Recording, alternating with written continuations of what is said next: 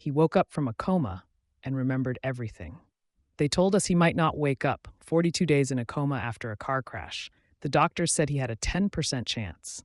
We talked to him anyway, his mom, his brother, even the nurse who played music for him every night. Then one day his eyes opened, confused at first, silent. But then he whispered, "You kept talking to me." We were stunned. He said he remembered the music, the voices, the scent of Mom's perfume. He cried when he saw us, not because he was afraid, but because he felt loved the whole time. Now he gives talks at hospitals, telling families, "They hear you, even in the dark. Keep speaking hope." His story taught me that sometimes miracles don't come loud. They come in whispers and in waking up. Keep faith alive. She was the janitor, but no one knew her secret. Everyone knew Miss June, always smiling, quiet, pushed her cart through the halls, humming gospel songs. Most never gave her more than a polite nod, until the day the school assembly ran long and the projector failed. Tech team was stuck. June stepped up, pulled a cable from her cart, fixed the connection. The presentation played. Someone asked jokingly, "How'd you know how to do that?" She smiled. "I used to be an engineer."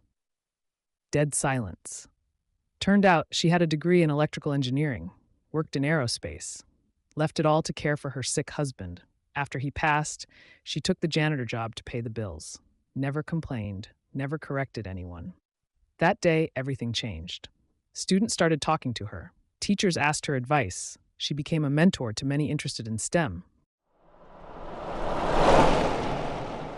She danced in a wheelchair and taught me how to live. I joined a dance class looking for a new hobby, thinking I'd just coast through. Little did I know, I was about to meet someone who would change my perspective forever. That's when I met Mia. She rolled in with a smile, cracked jokes, and danced with a grace that left everyone in awe. At first, I was confused. How could she move like that without standing? But Mia didn't let her wheelchair define her. She taught me that rhythm is in the heart, not the feet. She showed me that joy isn't about what you have, it's about what you give to the world. One day, I asked her why she dances. With a twinkle in her eye, she simply said, "Because I still can." Mia reminded me that limitations aren't always physical. Sometimes they're just in our minds. Remember, everything starts and ends in the mind. Let's break free. Dance like nobody's watching. The day I hit rock bottom and how I got back up. Rock bottom isn't always dramatic. Sometimes it's quiet, lonely, numb. I remember staring at the ceiling, wondering how it all went so wrong. I'd lost my job, my partner left, my bank account was almost empty. I felt like a failure. I didn't talk to anyone for days. But then, out of nowhere, I got a message.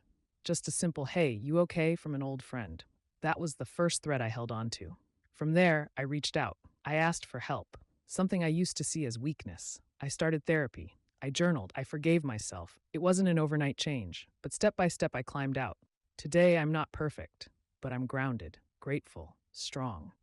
And if you're watching this, feeling like you're stuck, know that rock bottom isn't the end. Sometimes it's the foundation you build the rest of your life on.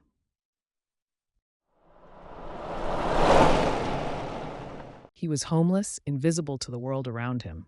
Years of addiction, mistakes, and pride had severed ties with his family. But one day, everything changed. A teenager approached him, offering a simple sandwich and a warm smile. Day after day, the teenager returned, bringing not just food but hope. Then came the pivotal moment, a phone. With a trembling voice, he called his mom. Tears flowed as she said, "Come home." That call sparked a journey to rehab. From the depths of despair to a new beginning, he found purpose. Today, he runs the very outreach program that saved him, alongside that same teenager, now grown. They remind us that sometimes the smallest gesture, a sandwich, a conversation, can be the first step to redemption. Be the change. You never know how far a little kindness can go. He got fired on a Zoom call, then built an empire. One click, that's all it took. We're downsizing, effective immediately. I stared at the Zoom screen, numb. I'd given that company 7 years, just like that, gone. I sulked for a day, 2, then something clicked. I remembered the hobby I always pushed aside, sneakers. I loved designing them, customizing them. I had 300 followers on a side Instagram, so I started creating, filmed the process, took requests, sold one pair, then five, then a collab with a small artist. 3 months later, a pro athlete reposted me. Orders exploded. I turned my garage into a studio. My brand now ships globally. I hire other creatives who've been overlooked. Getting fired felt like an end, but it wasn't. It was freedom in disguise. Sometimes your breakdown is the beginning of your breakthrough. You only lose when you give up. Don't give up. Keep pushing. He couldn't speak until music gave him a voice. Opening classroom with kids, one boy sitting quietly with headphones on, tapping a rhythm on the desk. Liam didn't talk. Not a word. Autism made communication hard. Most kids avoided him, but he loved sounds, rhythms, vibrations, melodies. I was just a volunteer music teacher, but I noticed he always sat near the piano. One day, I played a simple tune. He hummed it back. The next week, I played a simple tune. He hummed it back. The next week, he played it perfectly, by ear. No training. Music was his language. We started lessons. He didn't speak, but he played with emotion that spoke louder than words. One day, during a school performance, he played his original piece. When he finished, he whispered into the mic, "Thank you." First word the school ever heard from him. Liam performs across the country. He took a bullet for a stranger and got more than a medal. Security footage, freeze frame, news clips, slow pan to man in hospital bed. It happened in seconds. He was walking past a convenience store when he saw two people arguing. Then, a gun. Instinct kicked in. He lunged, pulled one person down, and felt the bullet hit him instead. News called him a hero. He said he just reacted. Spent 3 weeks in recovery. Lost his job while in the hospital. Bills piled up. But something amazing happened. The stranger he saved, a local teacher.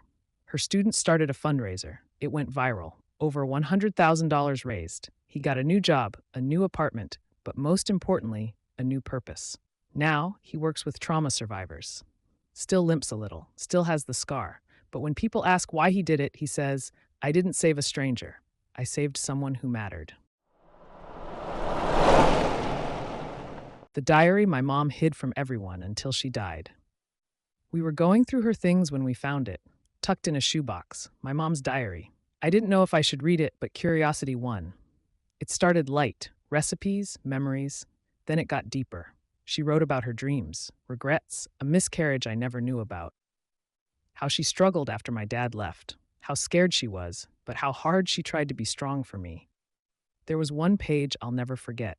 She wrote, "If you're reading this, I hope I did okay. I hope you felt loved." I wept. She never said those things out loud. But in her words, I finally saw her, not just as my mother, but as a woman who gave everything. That diary didn't just tell me her story, it completed mine. The hidden sacrifices mothers do for their children are more than the things seen. Mothers are worth more than any treasure. Value mothers.